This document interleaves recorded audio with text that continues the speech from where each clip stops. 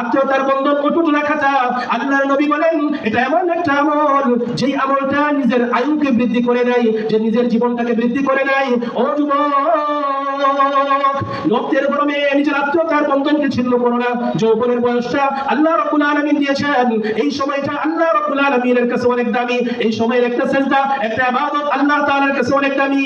এইজন্য এই সময়টা শয়তান অনেক ধোঁকা দেয়। ওই ধোঁকার মধ্যে পড়ে আত্মীয়তার বন্ধনের মধ্যে, ভাই ভাইয়ের মধ্যে, ভাই বোনের মধ্যে এবং চাচা ভাতিজার মধ্যে যত আত্মীয়তা রয়েছে সমস্ত আত্মীয়তার মধ্যে তোমরা কোনো খণ্ডন করো না, আত্মীয়তা ছিন্ন করো না। এইজন্য যদি আমরা আত্মীয়তার বন্ধনকে অটুট রাখতে পারি, বিশ্বনবীর ভাষায় আমাদের আয়ুকে আল্লাহ তাআলা বৃদ্ধি করে দিবেন। এইজন্য পারবো ইনশাআল্লাহ। দুইটা আমলের কথা বললাম, প্রথমে বলেছি দুরূদের আমল, যে আমলের মাধ্যমে আল্লাহ তাআলা গুনাহ মাফ করেন এবং বুলন্দ করেন মর্যাদা, এবং যে আমলের মাধ্যমে আল্লাহ তাআলার কাছে সরাসরি আল্লাহর কাছে কবুল হয়। এইজন্য দুরূদের আমল সাথে সাথে আত্মীয়তার বন্ধনের আমলটা আমরা রাখবো, তাহলে আল্লাহ তাআলা আমাদের আয়ুকে বৃদ্ধি করে দিবেন, আয়ুর মধ্যে বরকত দিবেন। পেশ করবেন হযরত মাওলানা মুফতি আবু বকর সিদ্দিক সাহেব, মুফতামিম দারুল কুরআন মাদ্রাসা ও ইমাম ও খতিব বাইতুল নূর জামে মসজিদ কালীগঞ্জ গাজীপুর। হযরতকে ওনার মূল্যবান তাকরীর পেশ করার জন্য সুবিনয় অনুরোধ জানাচ্ছি।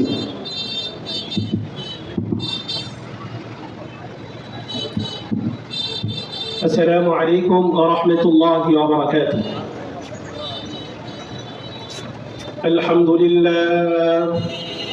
الحمد لله نحمده ونستعينه ونستغفره ونؤمن به ونتوكل عليه ونعوذ بالله من شرور أنفسنا ومن سيئات أعمالنا. من يهده الله فلا مضل له ومن يضلله فلا هادي له. ونشهد أن لا إله إلا الله وحده لا شريك له. ونشهد أن سيدنا وسندنا وحبيبنا ومولانا محمدا عبده ورسوله أرسله بالحق بشيرا ونذيرا وداعيا إلى الله بإذنه وسراجا منيرا. أما بعد فقد قال الله سبحانه وتعالى في القرآن المجيد: أعوذ بالله من الشيطان الرجيم. بسم الله الرحمن الرحيم. واضرب لهم مثل الحياة الدنيا كماء أنزلناه من السماء فاختلط به نبات الأرض فأصبح حشيما تذروه الرياح وكان الله على كل شيء مقتدرا. وقال النبي صلى الله عليه وسلم: من أحب أن يبسط له في رزقه أو ينسأه في أثره فليصل رحمه، أو كما قال عليه الصلاة والسلام. আমসরালি মাদবার ওয়ার্ডি হাফিজিয়া ওয়াতিমখানা মাদ্রাসার হাফেজ ছাত্রদের পাগড়ি প্রদান উপলক্ষে ইসলামী মহাসম্মেলনের সম্মানিত সভাপতি আলহাজ মোহাম্মদ গুলাম মুস্তফা সাহেব, প্রধান অতিথি, বিশেষ অতিথি ও আমন্ত্রিত হাফাজ উলামা একরামগণ, আমার সামনে উপস্থিত তৌহিদি জনতা, পর্দার আড়ালের মা ও বোনেরা, আমরা সর্বপ্রথম ওই মহান সত্তার দরবারে শুকরিয়া জ্ঞাপন করব যে আল্লাহ রাব্বুল আলামিন আমাকে আপনাকে দুনিয়াবি ঝামেলা থেকে মুক্ত করে জান্নাতের বাগান, কুরআন হাদিসের মাহফিল, হকানি উলামা একরামের মাহফিলে আসার বসার, কুরআন হাদিসের আলোকে গুরুত্বপূর্ণ আলোচনা বলা এবং শ্রবণ করার তৌফিক দিয়ে আল্লাহ রাব্বুল আলামিন আমাদের প্রতি যে মহব্বত, ভালোবাসা, অনুগ্রহ, কৃপা, অনুকম্পা দেখিয়েছেন, এজন্য সকলেই অন্তরস্থল থেকে সেই মহান সত্তার দরবারে শুকরিয়া জ্ঞাপন করি। সকলে বলি আলহামদুলিল্লাহ। আল্লাহ রাব্বুল আলামিন কালামে পাকে বলেন: لئن شكرتم لأزيدنكم ولئن كفرتم إن عذابي لشديد মহান রব্বুল আলামিন বলেন, ও বান্দারা, যদি তোমরা নিয়ামতের শুকরিয়া আদায় করো, জেনে রাখো লাযীদান্নাকুম, আমি আল্লাহ তোমাদের নিয়ামতকে অবশ্যই তোমাদের নিয়ামত বৃদ্ধি করে দিব। আর যারা নিয়ামত পেয়ে নিয়ামতের শুকরিয়া আদায় না করো, ওয়ালা ইন কাফারতুম, জেনে রাখো ইন্না আযাবি লাশাদীদ, নিশ্চয় আমার আযাব বড়ই কঠিন। এজন্য নিয়ামত পেয়ে নিয়ামতের শুকরিয়া আদায় করা চাই। যখনই যে নিয়ামত পাবো ওই নিয়ামতের শুকরিয়া আদায় করব। আল্লাহ তাআলার নিয়ামতের শুকরিয়া আদায়ের পর এখন আমরা রাসূলের ভাষায় আমাদের মাহফিলের আয়োজকবৃন্দ কত সুন্দর করে প্যান্ডেল, লাইট, মাইকের মাধ্যমে মাহফিলকে সুন্দরভাবে সাজিয়েছেন। এখন আমরা রাসূলুল্লাহ সাল্লাল্লাহু আলাইহি সাল্লামের কথা অনুযায়ী, হাদিস অনুযায়ী এই মাহফিলটাকে আরো সুসজ্জিত করব এবং আরো চমৎকৃত করব। আল্লাহর নবী, বিশ্ব নবী জনাব মুহাম্মদুর রাসূলুল্লাহ সাল্লাল্লাহু আলাইহি ওয়াসাল্লাম ফরমান, যায়িনু মাজালিসাকুম বিসসালাতি আলাইয়া ফাইন্না সালাতাকুম আলাইয়া নূরুল লাকুম ইয়াওমাল কিয়ামাহ।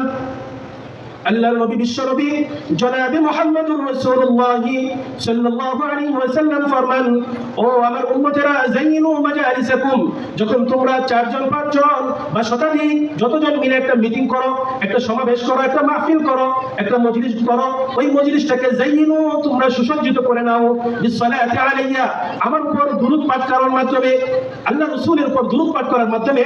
আল্লাহ রাসূল বলেন, যে কোনো মজলিসে বসো, যে কোনো একটা মিটিং এ বসো, 4-5 জন মিলে যদি একটা মিটিং এ বসো, ওই মিটিংটাকে, ওই মজলিসটাকে, ওই মাহফিলটাকে তোমরা যেভাবে দুনিয়াবি সারঞ্জাম দিয়ে সাজাও, এমনি ভাবে আমার উপর দুরূদ পাঠ করার মাধ্যমে আল্লাহ তাআলার পক্ষ থেকে এই যে এটা যেন সুসজ্জিত হয়, এই সুসজ্জিত আমল হলো তোমরা দুরূদের আমল করো। কেননা ফাইন্না সালাতাকুম আলাইয়া নূরুল লাকুম ইয়াওমাল কিয়ামাহ, আমার উপর তোমাদের দুরূদ পাঠ করাটা কাল কিয়ামতের ময়দানে নূরুল লাকুম, তোমাদের জন্য নূর হবে। এইজন্য রাসূলের মহব্বতে আমরা দুরূদ পাঠ করে নিই সাল্লাল্লাহু আলাইহি ওয়াসাল্লাম, সাল্লাল্লাহু আলাইহি ওয়াসাল্লাম। এই রাসূলের শাফাআত ছাড়া আমাদের কেউ বলতে পারবো না সারা জীবনের আমল কবুল হয়েছে। কেউ আল্লাহ রাসূলের কোনো উম্মত, কোনো বান্দা, আল্লাহ তাআলার বান্দা নিজের আমলের মাধ্যমে জান্নাতে যেতে পারবে না রাসূলের শাফাআত ছাড়া। এজন্য রাসূলের শাফাআত পেতে হলে আল্লাহ রাসূলের হাদিসের মধ্যে বলেন, যে ব্যক্তি এই দুরূদ শরীফটা পাঠ করবে, তার জন্য আমার উপর কাল কিয়ামতের ময়দানে সুপারিশ করাটা ওয়াজিব হয়ে যাবে।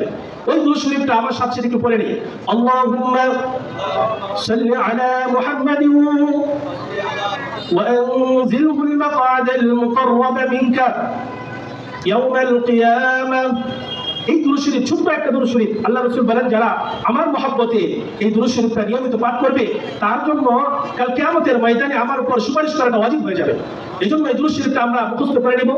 আরেকটা দুরূদ শরীফের ক্ষেত্রে আল্লাহ রাসূল বলেন, কোন ব্যক্তি যদি এটা বারবার করতে থাকে, নিয়মিত করতে থাকে, তাকে আল্লাহ রাসূল স্বপ্নে দেখা দিবেন। ওই দুরূদ শরীফটা আমরা পড়ে এই মজলিসটাকে আরো চমৎকৃত করব।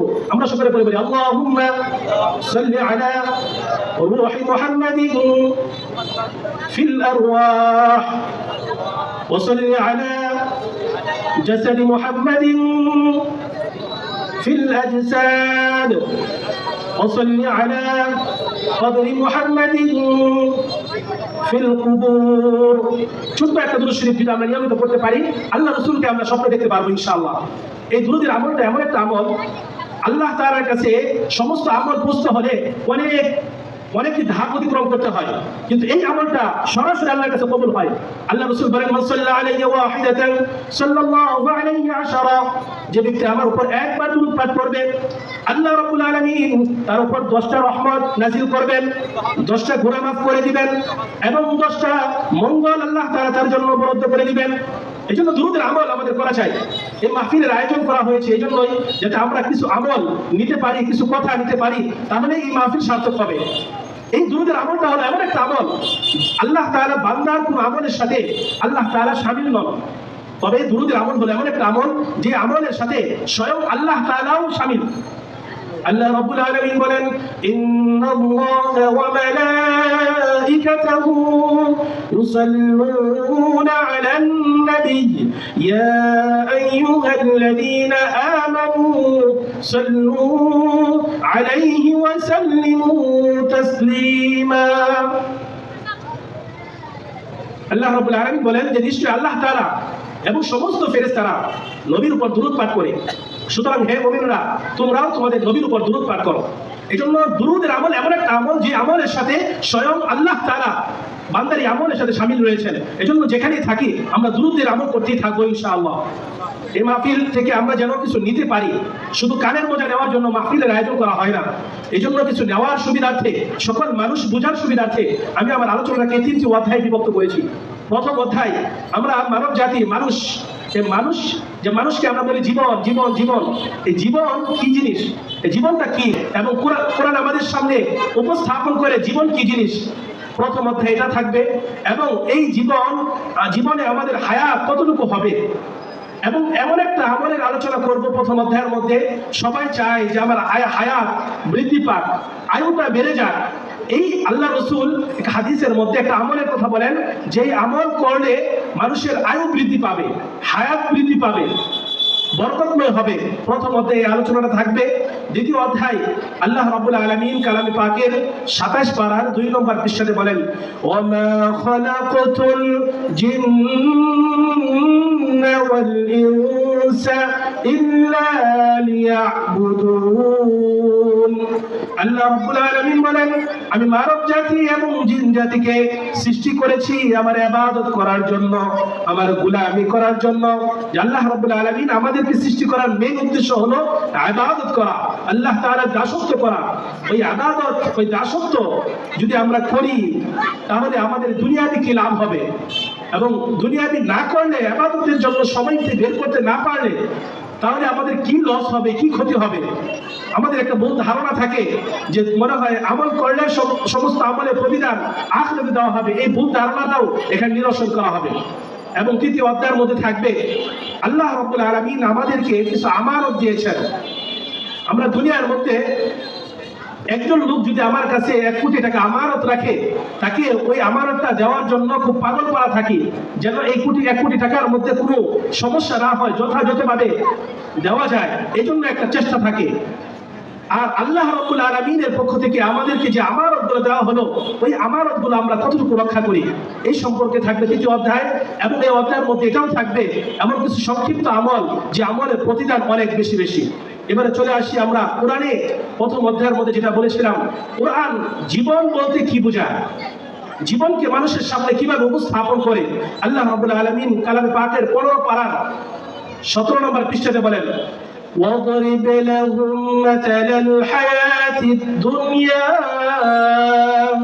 كَمَاءٍ أَنزَلْنَاهُ مِنَ السَّمَاءِ فاختلط به نبات الأرض فأصبح حشيما تذروه الرياح وكان الله على كل شيء مقتدرا।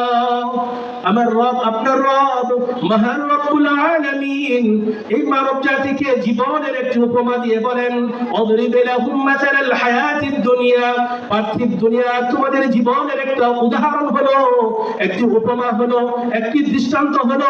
আসমান থেকে কামা ইনজালনাহু মিনাস সামা, আসমান থেকে জমিনের মধ্যে পানি বর্ষিত হয়। ফাখতালাতা বিহি নাবাতুল আরদ, ওই পানি থেকে জমিনের মধ্যে ঘাস এবং লতা পাতা, নাবাতুল আরদ জমিনের লতা পাতা এবং গাছগুলো, ফাখতালাতা উদ্গত হয়, উৎপন্ন হয়। এরপর এই গাছগুলো একটা সময় 5 মাস 6 মাস এরকম একটা সময় অতিবাহিত হইলে ওই গাছগুলো, ওই উদ্ভিদ রাজিগুলো যে সময় অতিক্রম হওয়ার পর এমন একটা শুকিয়ে যায় এবং মরে যায়, যেন কাসবাহ হাসিমা চূর্ণ বিচূর্ণ হয়ে যায়। তারপর তাদরুহুর রিয়া এমন একটা পর্যায়ে যায় সেটা বাতাসে উড়িয়ে নেয়। আল্লাহ রাব্বুল আলামিন মানব জাতিকে বলতে চান, ও মানব জাতি, ও মানুষ, তোমরা বুঝো জমিনের মধ্যে যে উদ্ভিদ রাজিগুলো দেওয়া হলো, এটা যেমন এক সময় দেখতে অনেক সুন্দর ছিল, দেখতে অনেক চমৎকৃত ছিল, কিন্তু একটা সময় যখন অতিবাহিত হয়ে গেল ওই লতা পাতা গাছগুলো আর জমিনের মধ্যে থাকতে পারে নাই, ধ্বংস হয়ে যায়। তোমরা এখান থেকে শিক্ষা গ্রহণ করো, জমিনের মধ্যে তোমরা দেখতে কত সুন্দর, দেখতে কত সুঠাম দেহের অধিকারী, কত অর্থ সম্পদের মালিক, কিন্তু তোমার একটা আয়ু দেওয়া আছে, একটা সীমানা দেওয়া রয়েছে। ওই সীমানাটা যখন অতিক্রম করবা তখন ওই গাছের লতা পাতার মতো, ওই গাছের মতো, উদ্ভিদের মতো তুমিও এই দুনিয়ার মধ্যে ধ্বংস এবং চূর্ণ বিচূর্ণ হয়ে মাটির সাথে মিশে যাইবা। এজন্য একটা সময় তোমাদেরকে নির্ধারণ করে দেওয়া হলো, এই সময় অতিবাহিত হওয়ার পর তোমার জীবন শেষ হয়ে যাবে। এই যে গাছপালা উদ্ভিদ রাজির সময় আমরা দেখতে পাই, একটা গাছ লাগালে 6 মাসের মধ্যে যদি লাউ গাছ অন্যান্য গাছের মতো চূর্ণ বিচূর্ণ হয়ে যায়, তাদের জীবন শেষ হয়ে যায়। আমার আর আপনার জীবনের হায়াত, আমাদের বিশ্বনবী জনাব মুহাম্মদ রাসূলুল্লাহ সাল্লাল্লাহু আলাইহি ওয়াসাল্লাম বলেন, আমার উম্মতের ম্যাক্সিমাম হায়াত আমার উম্মতি মা বাইনা 60 ইলা 70 ওয়া আকাল্লুহুম মান ইয়াজুজ। আল্লাহর নবী বিশ্বনবী সরকার দু আলম সাল্লাল্লাহু আলাইহি ওয়াসাল্লাম ফরমান, আমার উম্মতি, আমার উম্মতের ম্যাক্সিমাম হায়াত হলো মা বাইনা 60 ইলা 70 এবং 60 থেকে 70 বছর। এটাই হলো আমার উম্মতের ম্যাক্সিমাম হায়াত। ওয়া আকাল্লুহুম মা ইয়াজুজু যালিক, তবে এই 60 থেকে 70 বছর যারা অতিক্রম করবে তারা খুব কম সংখ্যক লোক। ওয়া আকাল্লুহুম, তাদের সংখ্যা খুবই কম। এজন্য উম্মতের হায়াত হলো অতিবারই অল্প, 60 থেকে 70 বছর। এই জীবনটা, এই জীবনের মধ্যে যদি আমরা আয়ুকে বৃদ্ধি করতে চাই এবং বরকতপূর্ণ করতে চাই, একটা আমল আমাদের করতে হবে। পারবো তো ইনশাআল্লাহ? আমাদের জীবনের আয়ু বৃদ্ধি করতে চায় না এরকম কেউ চায়? এরকম কোনো মানুষই নাই। আল্লাহর নবী বিশ্বনবী জনাব মুহাম্মদুর রাসূলুল্লাহ সাল্লাল্লাহু আলাইহি ওয়াসাল্লাম বলেন, মান আহাব্বা আন ইউবসাতা লাহু ফি রিজকিহি আও ইউনসা লাহু ফি আথারিহি ফালইয়াসিল রাহিমাহু।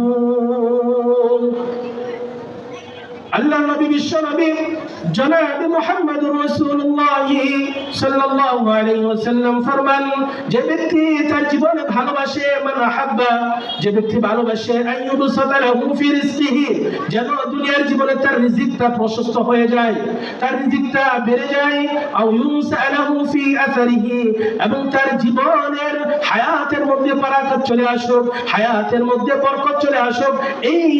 এই কাজটা যারা পছন্দ করে ভালোবাসে তারা যেন একটা আমল করে নেয়, ওই আমলটা হলো ফালিয়াসিল রাহিমাহু, তারা যেন আত্মীয়তার বন্ধনকে অটুট রাখে, আত্মীয়তার বন্ধনের মধ্যে ছিন্ন না করে, ভাই ভাই ঝগড়া না করে, ভাই বোনে ঝগড়া না করে, ভাই ভাতিজা এবং চাচা যেন ঝগড়া না করে, এই আত্মীয়তা ঝগড়া করে আত্মীয়তার ছিন্ন না করে আত্মীয়তার বন্ধন অটুট রাখাটা, আল্লাহর নবী বলেন এটা এমন একটা আমল যেই আমলটা নিজের আয়ুকে বৃদ্ধি করে দেয়, যে নিজের জীবনটাকে বৃদ্ধি করে দেয়।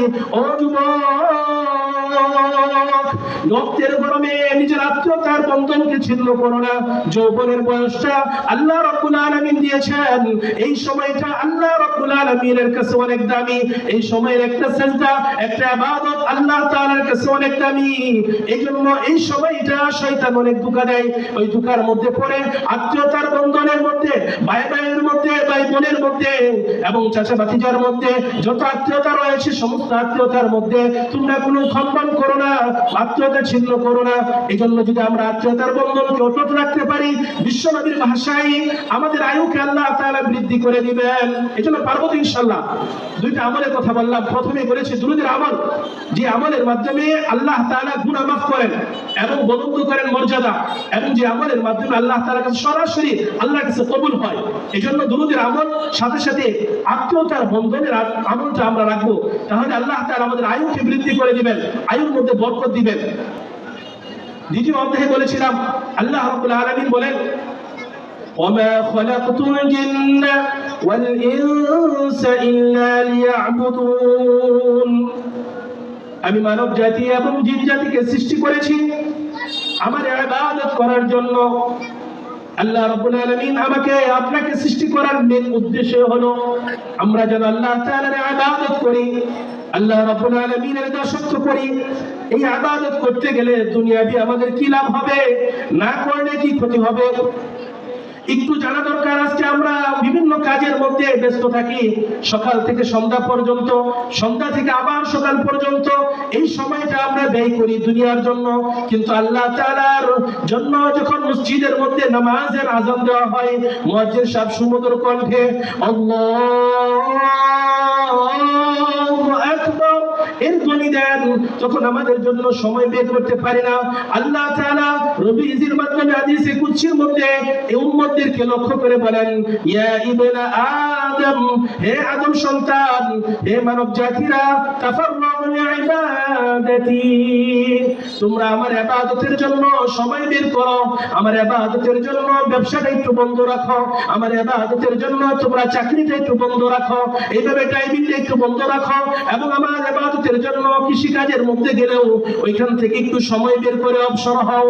যদি অবসর হও, তোমার দৃষ্টিতে এখন 10টা কাস্টমারের কাছে আমি মাল বিক্রি করতে পারতাম এবং অনেকগুলো কাজ করতে পারতাম, ড্রাইভিং করে অনেক টাকা উপার্জন করতে পারতাম। ও আমার বান্দারা, তোমরা শুনো শুনো, তাফাররাগু লিইবাদাতি, যদি আমার ইবাদতের জন্য 10টা মিনিট আর 15 মিনিট আর একটা দিন অবসর হতে পারো, যেটা রাখো আমলা সাদরাকা গিনান, যেই কারণে তুমি সকাল থেকে সন্ধ্যা পর্যন্ত, আবার সন্ধ্যা থেকে সকাল পর্যন্ত সময়কে অতিবাহিত করতেছো একটু ধনী হওয়ার জন্য, একটু অবাধ মোচন করার জন্য, কিছু টাকা উপার্জন করার জন্য। আল্লাহ রাব্বুল আলামিন বলেন, আমলা সাদরাকা গিনান, আমি তোমাদের অন্তরকে প্রাচুর্য দিয়ে বেড়ে দিব, ওয়া আসুদ্দা ফাকরাক, এবং তোমাদের দারিদ্রতা মোচন করে দিব, তোমাদের অভাব দূর করে দিব। আমাদের কারো শক্তি নাই নিজের অভাব দূর করার জন্য। যদি আমরা পরিশ্রম করলে অভাব দূর হয়ে যাবে, আমার ব্যবসা করলে অভাব দূর হয়ে যাবে। শত শত ব্যবসায়ী রয়েছে, ও আমার মানব জাতির বন্ধুরা, তোমরা শোনো, কত শত শত ব্যবসায়ীরা ব্যবসা করতেছে, চাকরি করতেছে, কিন্তু অভাব লেগে রয়েছে। আল্লাহ তাআলা বলেন, যদি অভাব মোচন করতে চাও, তাফাররাগু লিইবাদাতি, আমার ইবাদতের জন্য সময়কে বের করো, মাহফিলের জন্য সময় বের করো, কোরআন হাদিসের জ্ঞান অর্জনের জন্য সময় বের করো, নামাজের জন্য, যাকাতের জন্য, হজের জন্য তোমরা সময় বের করো, তাহলে তোমাদের অভাব আমি দূর করে দিব।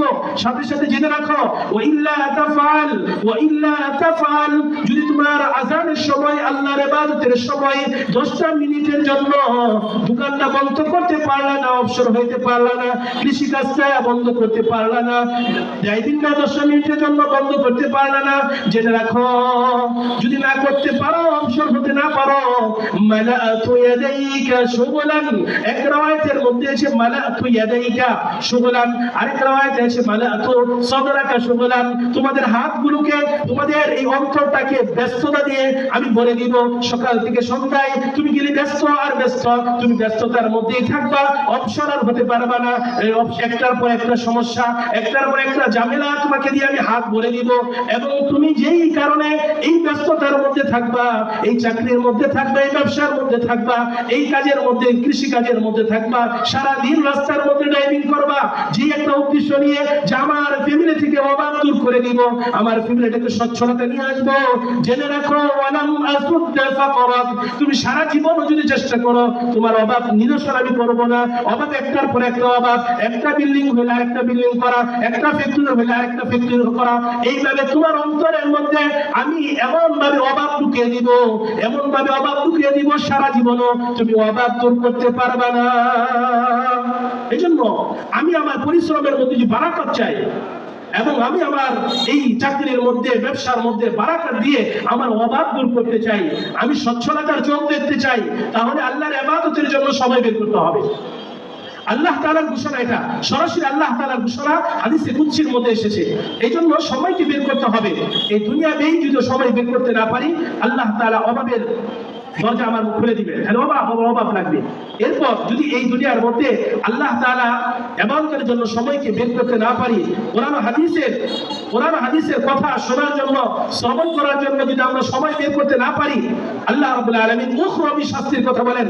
আল্লাহ রাব্বুল আলামিন বলেন, ওয়ামান আ'রাদা আন যিকরি ফাইন্না লাহু মাঈশাতান দানকা ওয়া নাহশুরুহু يوم القيامة أعمى قال رب ربي لما حشرتني أعمى وقد كنت بصيرا মহান রব্বুল আলামিন বলেন যারা এই দুনিয়ার বুকে কোরআনের আলোচনা থেকে কোরআনের নসিহত থেকে নিজের মুখকে ঘুরিয়ে নিবে, যে ব্যক্তি কোরআনের ইলম থেকে মুখ ঘুরিয়ে নিবে, মাহফিল থেকে অপেক্ষা করে চলবে, আল্লাহর ইবাদতের জন্য সময় বের করতে না পারবে, আল্লাহ রাব্বুল আলামিন বলেন তাদেরকে আমি দুনিয়াতে শাস্তি দিব, যে তাদেরকে দুনিয়ার জীবনটা দিব দঙ্কা, যে তাদের দুনিয়ার জীবন থাকবে সংকীর্ণ, এবং উখরবি শাস্তি হলো ওয়া নাহশুরুহু ইয়াওমাল কিয়ামাতি আ'মা। আল্লাহ রাব্বুল আলামিন বলেন কাল কিয়ামতের ময়দানে যখন এই বান্দাগুলো যারা ইবাদতের জন্য সময় বের করতে পারে নাই, যারা কোরআনের আলোচনা শোনার জন্য সময় বের করতে পারে নাই, তারা অন্ধ হয়ে উঠবে। ওয়া নাহশুরুহু ইয়াওমাল কিয়ামাতি আ'মা। আল্লাহ রাব্বুল আলামিন বলেন আমি কাল কিয়ামতের ময়দানে এই শ্রেণীর মানুষকে অন্ধ করে তুলবো। যখন অন্ধ হয়ে উঠবে তারা বলতে থাকবে ক্বালা রাব্বি লিমা হাশারতানি আ'মা, ও আমার রব, ও আমার প্রতিপালক, লিমা হাশারতানি, কেন আমাকে উঠাইলেন আ'মা, অন্ধ করে, অথচ ক্বাদ কুনতু বাসীরা, আমরা তো দুনিয়ার জীবনে ছিলাম চাক্ষুষ্মান চক্ষুওয়ালা, এখন কেন অন্ধ? আল্লাহ তাআলার পক্ষ থেকে জবাব দেওয়া হবে যখন আল্লাহ তাআলার ইবাদতের জন্য সময় বের করতে পারলো না, ইবাদতের জন্য যখন কোরআন হাদিসের আলোচনা করা হতো, বোঝানো হতো, কোরআন থেকে তোমরা মুখ ফিরিয়ে রাখতা, এই জন্য ওইখানে যেমন অন্ধত্বের ভূমিকা পালন করেছ, এই জন্য এই আখিরাতে কিয়ামতের ময়দানেও তোমাদেরকে অন্ধ করে তোলা হলো। আল্লাহ রাব্বুল আলামিন বলেন যে এই দুনিয়ার মধ্যে যারা অন্ধত্বের ভূমিকা পালন করবে, কাল কিয়ামতের ময়দানেও তাকে অন্ধ করে তোলা হবে। এটাই হলো সবচেয়ে নিকৃষ্টতম একটা রাস্তা। এজন্য সকলকে আহ্বান রইল এই ইবাদতের জন্য, কোরআন হাদিসের মাহফিলের আলোচনা শোনার জন্য, শ্রবণ করার জন্য সকলে ফারিগ হয়ে যায়। যেখানে কোরআনের মাহফিল হবে আমরা সমবেত থাকবো। এই যদি আমরা এই ইবাদতের মধ্যে শামিল না হতে পারি, ইবাদতের জন্য সময়কে অবসর না করতে পারি, দুনিয়াবী শাস্তি এবং আখিরাতের শাস্তি আর যদি আমরা করতে পারি, ইবাদত করতে পারি, তাহলে কি হবে?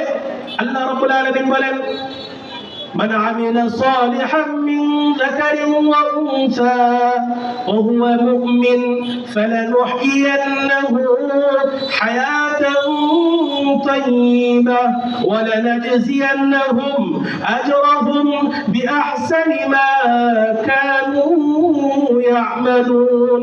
আল্লাহ রাব্বুল আলামিন বলেন যারা এই দুনিয়ার মধ্যে মান আমিলা সালিহা, নেক আমল করবে, সেই নেক আমলকারী আল্লাহ রাব্বুল আলামিন ভেঙে ভেঙে বলেন মিন যাকার আও উনসা, চাই সে পুরুষ হোক অথবা মহিলা হোক, যেই নেক আমল করবে শর্ত একটা আল্লাহ রাব্বুল আলামিন জুড়ে দেন, ও হুয়া মুমিন, তার ভিতরে ঈমান থাকা লাগবে। তাহলে আমি তাদেরকে ফালাতুহিয়ান্নাহু হায়াতান তাইয়্যিবা, তাদেরকে এই দুনিয়ার জীবনটা আমি উত্তম জীবন দান করব, শান্তির জীবন দান করব, মানসিক শান্তি এবং তার শারীরিক শান্তি, সমস্ত ধরনের শান্তির জীবন আমি এই দুনিয়ার জীবনটা দান করব। ওয়ালা নাজজিয়ান্নাহুম আজরাহুম, এবং তাদেরকে আখিরাতে আমি উত্তম প্রতিদান দান করব। এই প্রতিদান এবং পুরস্কার পেতে হলে আল্লাহ রাব্বুল আলামিন একটা শর্তের যুগে দিয়েছেন, আমলের সাথে ঈমান লাগবে। যদি ঈমান ছাড়া আমল করে কোনো লাভ হবে না। আমরা জানি আমাদের বাড়ির পাশে অনেকগুলো গাছ আছে, আম গাছ, জাম গাছ, বিভিন্ন গাছপালা রয়েছে। ওই গাছপালা নিচে আমরা সেবা যত্ন করি, নিচে আমরা সেবা যত্ন করলে ওই গাছের গোড়া যদি সজীব থাকে, জিন্দা থাকে, ওই গাছ থেকে আমরা আম, জাম, কাঁঠাল, লিচু পাবো। আর যদি গাছের গোড়া ঠিক না থাকে, গাছের গোড়া উপড়িয়ে ফেলা হয়, গাছের গোড়া যদি নষ্ট হয়ে যায়, ওই গাছ থেকে, বাড়ির পাশের গাছ থেকে, কাঁঠাল গাছ থেকে কাঁঠাল পাবো না, আম পাবো না। এটাই আল্লাহ রাব্বুল আলামিন কালিমে তৈয়্যিবার সুন্দর একটা উপমা দিয়ে 13 পারা 17 নম্বর পৃষ্ঠাতে আল্লাহ রাব্বুল আলামিন বলেন ألم تر كيف ضرب الله مثلا طيبة كلمة طيبة كشجرة طيبة أصلها ثابت وفرعها في السماء। আল্লাহ রাব্বুল আলামিন আমাদের নবীকে বলেন, নবী আপনি লক্ষ্য করুন, ঈমানদারদের ঈমান বুঝার জন্য, উপমা দেওয়ার জন্য আল্লাহ রাব্বুল আলামিন কত সুন্দর একটা উপমা দিয়েছেন, যে কালিমা তৈয়্যিবা হলো গাছের মতো, আসলুহা সাবিত, যার গোড়াটা আমাদের কলবের মধ্যে রয়েছে, আমাদের অন্তরের মধ্যে রয়েছে। এই কলব আমাদের মাঝে আসলুহা সাবিত ওয়া ফারউহা ফিস সামা, তার শাখা প্রশাখাগুলো আসমানের মধ্যে রয়েছে। এই গোড়া যদি ঠিক থাকে, এই ঘোড়ার যদি সেবা যত্ন করতে পারি, এই সেবা যত্ন করার পর এই ঘোড়া থেকে ওই গাছের মধ্যে যখন আমরা একবার আলিফ বলবো, আলিফ লাম মিম বলবো, একবার সুবহানাল্লাহ পড়বো, এই ঘোড়া যদি ঠিক থাকে ওই শাখা প্রশাখার মধ্যে সব লেখা হবে। আর যদি কোনো কারণে আমার ভিতরে ঈমান না থাকে, কোনো কথার কারণে, কোনো কাজের কারণে, তাহলে আল্লাহর পক্ষ থেকে কোনো আমলের প্রতিদান আমরা আখিরাতে পাবো না। আল্লাহর কাছ থেকে যদি কোনো আমলের প্রতিদান পেতে হয়, তাহলে আমলের প্রতিদান পেতে হলে শর্ত হলো ঈমান থাকতে হবে।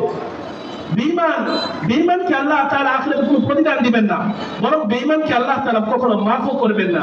আল্লাহ রাব্বুল আলামিন ঘোষণা করেন 16 নম্বর পৃষ্ঠাতে বলেন, ইন্নাল্লাহা লা ইয়াগফিরু আন ইউশরাকা বিহি ওয়া ইয়াগফিরু মা দুনা যালিকা লিমান ইয়াশা ওয়া মান ইউশরিক বিল্লাহি ফাকাদ দাল্লা দালালান বাঈদা ওয়া মান ইউশরিক বিল্লাহি ফাকাদ ইফতারা ইসমান আযীমা ওয়া মান ইউশরিক বিল্লাহি ফাকাদ হাররামা আল্লাহু আলাইহি জান্নাহ।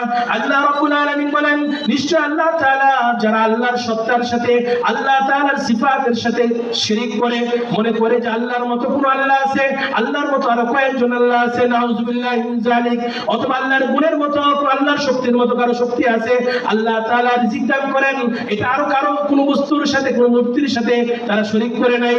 এই যে এই সমস্ত শিরক যারা করবে, আল্লাহ রাব্বুল আলামিনের পক্ষ থেকে স্পষ্ট ঘোষণা হলো, ইন্নাল্লাহা লা ইয়াগফিরু আন ইউশরাকা বিহি ওয়া ইয়াগফিরু মা দুনা যালিক। আল্লাহ রাব্বুল আলামিন অন্য যত গুনাহ আছে সমস্ত গুনাহ maaf করে দিবেন, তবে শিরকের গুনাহ maaf করবেন না। আল্লাহ রাব্বুল আলামিন বলেন, ওয়া মান ইউশরিক বিল্লাহ ফাকাদ হাররামাল্লাহু আলাইহিল জান্নাহ।